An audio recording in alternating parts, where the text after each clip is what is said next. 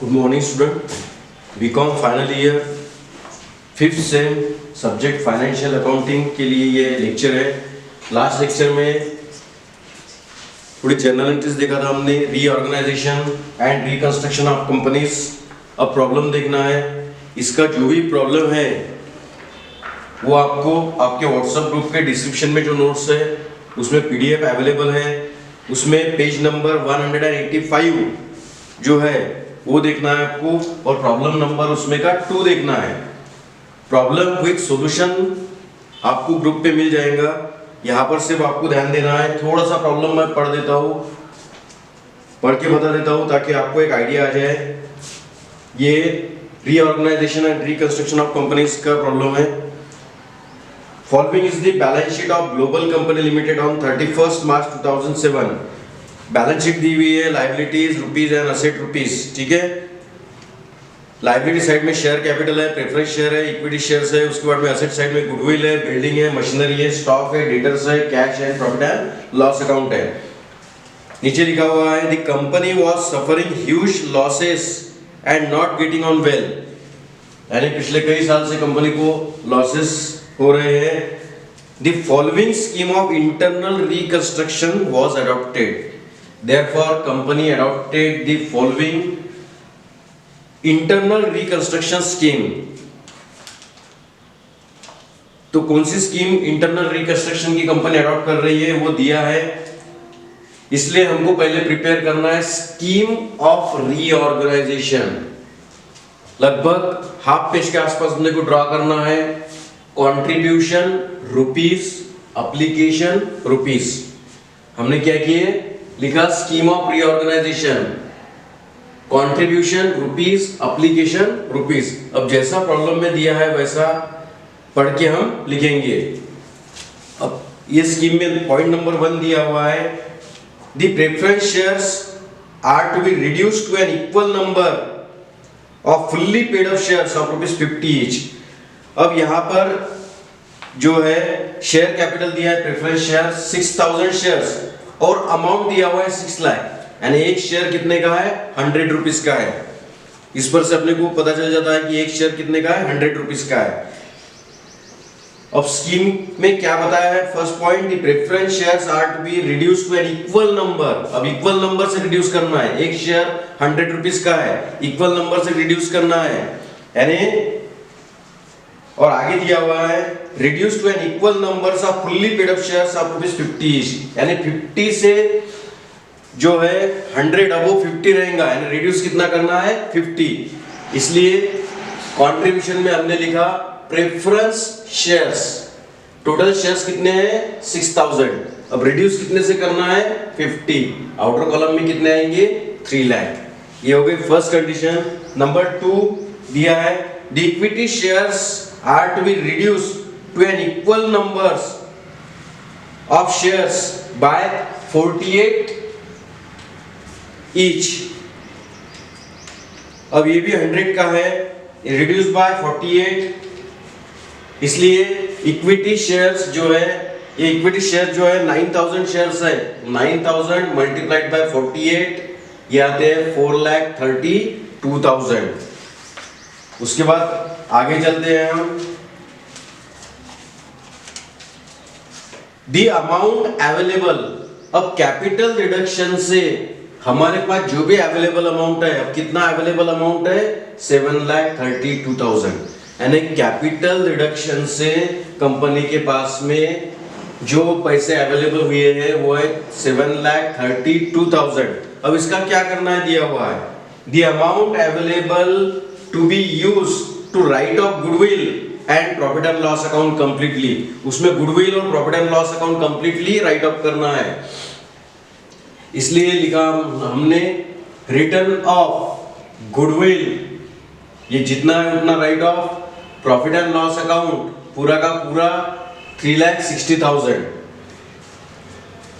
Also to write off 40,000 of building, और building write off करना है 40,000 से। रिटर्न डाउन बिल्डिंग 40,000 से राइट ऑफ किया। उसके बाद में machinery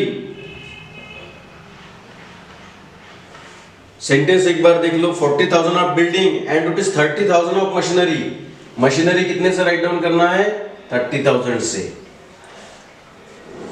and balance create a reserve for doubtful dates. इतना राइट ऑफ करने के बाद अगर कुछ बैलेंस बचता है तो वो reserve for doubtful dates create करना है। इसलिए हमने ये साइड की टोटल ले ली, कितनी है? 7,32,000। वही टोटल यहाँ पे लिखी 7,32,000, उसमें से 1 2 3 4 मशीनरी तक के माइनस किए और बैलेंस बचा है कितना? 2,000। ये 2,000 को क्या करना है बोलते हैं? Reserve for doubtful debts. इसलिए ब्रैकेट में क्या लिखा हमने? Balancing figure. यानी जो भी बैलेंस बचता है उसको बोला है balance to create reserve for doubtful debts. इसलिए बैलेंस को हमने क्या लिखा? Reserve for doubtful debts. ये आ गया ध्यान में। ये हो गई स्कीम ऑफ रीऑर्गेनाइजेशन, यानी कैपिटल रिडक्शन से हमारे पास 7,32,000 रुपीस जो है वो अवेलेबल हुए हैं। उसका यूटिलाइजेशन एप्लीकेशन हमने क्या किया? तो गुडविल पूरी राइट ऑफ किया, प्रॉफिट एंड लॉस अकाउंट पूरा राइट ऑफ किया, उसके बाद में ये भी राइट ऑफ किया। बिल्डिंग 40,000 प्रॉब्लम में दिया है कि 40,000 से राइट ऑफ करना है, मशीनरी 30,000 से, और बचा हुआ जो बैलेंस है मतलब 2,000 जो बचते हैं वो reserve for doubtful dates create करना है। ये हो गया इसकी स्कीम। अब 1 बाय 1 जो है वो जर्नल एंट्री हम देखेंगे। तो journal entries in the books of global company limited. पिछले लेक्चर में जो जर्नल एंट्री हमने लिखे थे वही जर्नल एंट्रीज अभी देखना है। पहली journal entry preference share capital account debit, और प्रेफरेंस शेयर कितने का था? 100 रुपीज का, इसलिए ब्रैकेट में लिखा 100। टोटल कितने थे? 6 लाख। उसके बाद में 2 प्रेफरेंस शेयर कैपिटल अकाउंट, यहां पर पेड अप का वैल्यू, पेड अप का कितना है अभी? 50, तो कितने आए? 3 लाख। 2 कैपिटल रिडक्शन अकाउंट 50, यानी 100 का जो शेयर्स था प्रेफरेंस शेयर्स उसको अभी 50 का किए, मतलब रिड्यूस कितना किए? 50। इसलिए प्रेफरेंस शेयर कैपिटल अकाउंट यहाँ पेड अप का अमाउंट वो आया 3 लाख। उसके बाद में कैपिटल रिडक्शन अकाउंट रिड्यूस कितना? 50 मल्टीप्लाइड बाय कितने शेयर्स है? प्रेफरेंस शेयर 6,000, इसलिए यहाँ पर कितने आए? 3 लाख। एक्सप्लेनेशन लिखते वक्त पूरा लिखना है, being face value and paid up value of preference share are reduce from 100 to ₹50। Face value और पेड अप वैल्यू जो पहले 100 थी अब कितनी की है प्रेफरेंस शेयर की? ₹50 ईच। ये हो गई पहली एंट्री। वैसी ही सेम एंट्री अब ये हो गई प्रेफरेंस शेयर की। अब वैसी ही सेम एंट्री जो है वो इक्विटी शेयर्स की करनी है। तो equity share capital account debit, equity share भी ये कितने का था? 100। टोटल कितने थे? टोटल 9,000, यानी कितने आ गए? ये 9 lakh. 2 equity share capital account, ये पेड का अमाउंट 48 रिड्यूस किया है, मतलब पेड अप वैल्यू कितना है उसका अभी? 52, तो वो कितने आ गए? 52 multiplied by 9,000, 4,68,000। 2 capital reduction account, और कैपिटल रिड्यूस कितना किया है? 48 मल्टीप्लाइड बाय 9,000, 4,32,000। यहाँ पर भी एक्सप्रेशन वैसे आएगा, being face and paid up value of equity shares are reduce from 100 to ₹52। अब ये इक्विटी शेयर जो 100 का था 48 रिड्यूस किया, अब उसकी पेड अप वैल्यू कितनी है? 52। ये दूसरी एंट्री। अब ये एंट्री ध्यान में ही रखना है, यही जनरल एंट्रीज हर प्रॉब्लम में रिपीट आएंगी, इसलिए वो ध्यान में रखना है। तीसरी एंट्री जो है वो कैपिटल रिडक्शन की है। कैपिटल रिड्यूस कहां से आया? कैपिटल रिड्यूस कितना हुआ? 7,32,000, 7,32,000। Capital reduction account debit. 2 goodwill account, goodwill कितना राइट ऑफ किया था? पूरा का पूरा 3 lakh. 2 profit and loss account 3,60,000। 2 building account, building कितना राइट ऑफ किया था? 40,000। 2 मशीनरी अकाउंट कितना राइट ऑफ किया था? 30,000। 2 रिजर्व फॉर डाउटफुल डेट्स के लिए कितना यूज किया था? 2,000।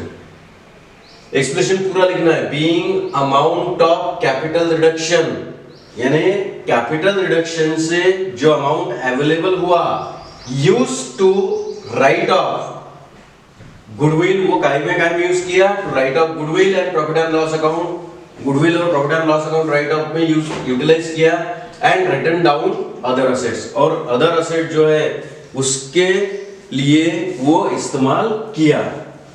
ये हो गई जर्नल एंट्री, यानी पहली प्रेफरेंस शेयर्स की, उसके बाद में इक्विटी शेयर्स की, और उसके बाद में कैपिटल रिडक्शन की जो जर्नल एंट्रीज है वो तीनों जर्नल एंट्रीज हो गई। अब नई बैलेंस शीट कैसे लिखेंगी? तो नई बैलेंस शीट प्रिपेयर करना है तो बैलेंस शीट प्रिपेयर करते वक्त liabilities rupees, asset rupees, issued and paid up capital. अब 6000 प्रेफरेंस शेयर्स थे एट द रेट ऑफ 100 का था, अभी 50 से रिड्यूस किया है, मतलब at the rate of ₹50 each, तो ये कितने आ गए?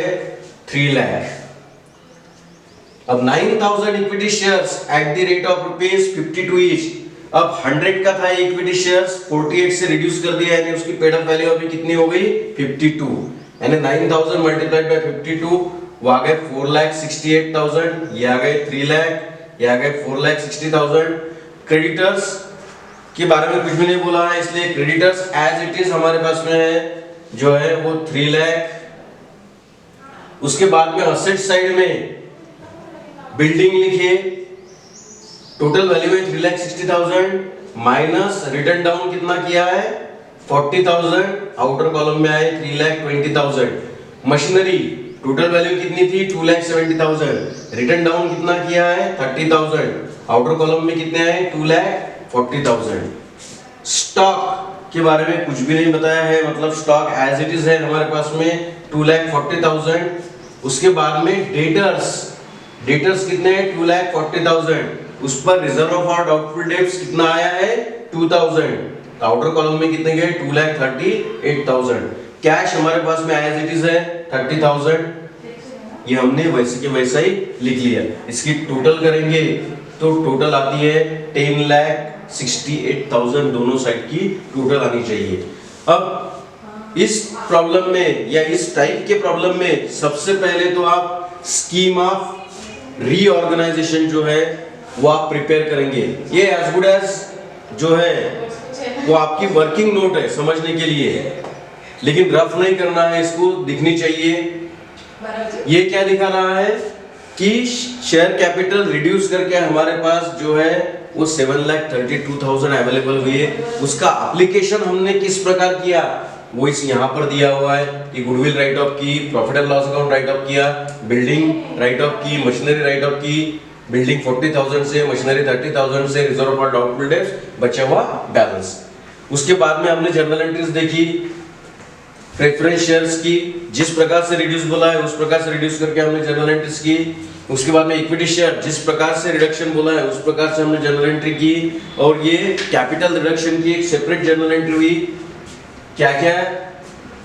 गुडविल राइट ऑफ किया, profit and loss account write of किया, बिल्डिंग 40,000 से राइट ऑफ की, मशीनरी 30,000 से राइट ऑफ की, और reserve for doubtful debt 2,000 create किया।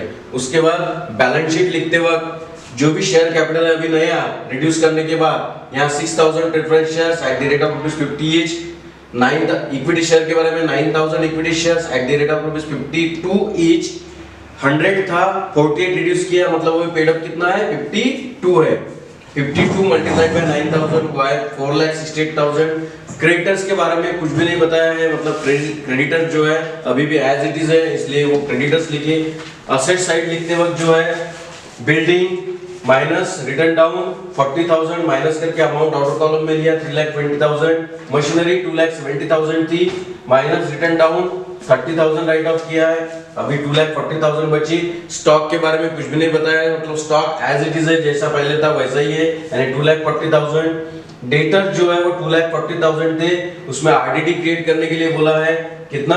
2,000, आउटर कॉलम में आए 2,38,000, और कैश एज इट इज है हमारे पास में 30,000, तो हमारे बैलेंस शीट टैली हो जाएंगी 10,68,000 से। बस इसी प्रकार से जर्नल एंट्रीज आएंगी। ये प्रॉब्लम की अच्छे से प्रैक्टिस करनी है, और बाकी जो है आपको प्रैक्टिस करना है, और बाकी जो है वो नेक्स्ट लेक्चर में कंटिन्यू करेंगे। Thank you.